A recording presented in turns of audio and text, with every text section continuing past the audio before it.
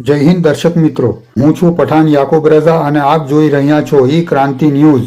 મિત્રો, આ news channel આપના સાથ સહકારથી ચાલે છે, માટે આપની એક લાઇક અને અમૂલ્ય કોમેન્ટથી વધાવવાનું ચૂકતા નહીં।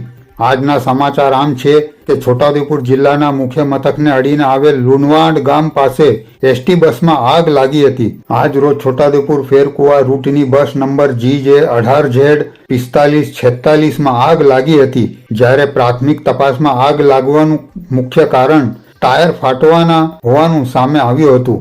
છોટાઉદેપુર જિલ્લાના મુખ્ય મથકને અડીને આવેલ લુણવાડ ગામ પાસે એસટી બસમાં અચાનક આગ લાગતા લોકટોળા ઉમટી પડ્યા હતા। જોકે સદર બસમાં એક પણ મુસાફર સવાર નહીં હોવાના કારણે જાનહાનિ ટળી હતી। છોટાઉદેપુર બસ ડેપોની છોટાઉદેપુર ફેરકુવા રૂટ ઉપર ચાલતી એસટી બસ ફેરકુવા ખાતે ખોટકાઈ હતી, જેની જાણ બસ ડેપોને કરાતા તેને ક્રેન દ્વારા ટોચન કરીને છોટાઉદેપુર તરફ લઈને આવી રહ્યા હતા। તે દરમિયાન અચાનક ખોટકાયેલ બસનો ટાયર ફાટી જવાના કારણે બસ રોડથી નીચેની તરફ ઘસેડાઈ ગઈ હતી અને અચાનક આગની જ્વાળાઓ ઉત્પન્ન થવા પામી હતી, જેને લઈને પ્રાથમિક તબક્કે સ્થાનિકોમાં દોડધામ મચી ગઈ હતી। જોકે આ અંગેની જાણ છોટાઉદેપુર ફાયર વિભાગને કરાતા સમય સૂચકતા સાથે ટીમ પહોંચી જઈ આગ ઉપર અંકુશ મેળવી શકાયો હતો। ફાયર વિભાગ પહોંચે તે પહેલા સ્થાનિકોના સહકારથી એસટી બસના સ્ટાફ દ્વારા બસ ઉપર પાણી છંટકાવ કરાતા મોટી હોનારત બનતા અટકી શકી હતી।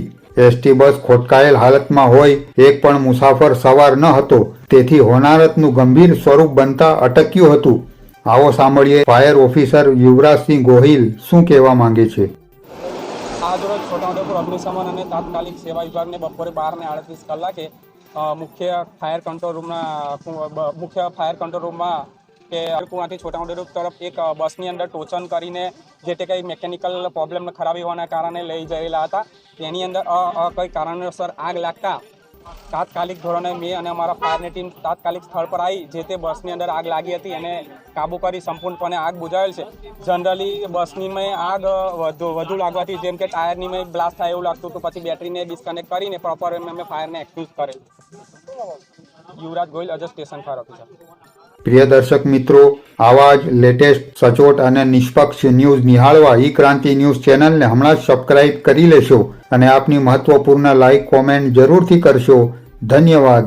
ઈ ક્રાંતિ ન્યૂઝ, અહેવાલ પઠાણ યાકુબ રઝા, છોટાઉદેપુર।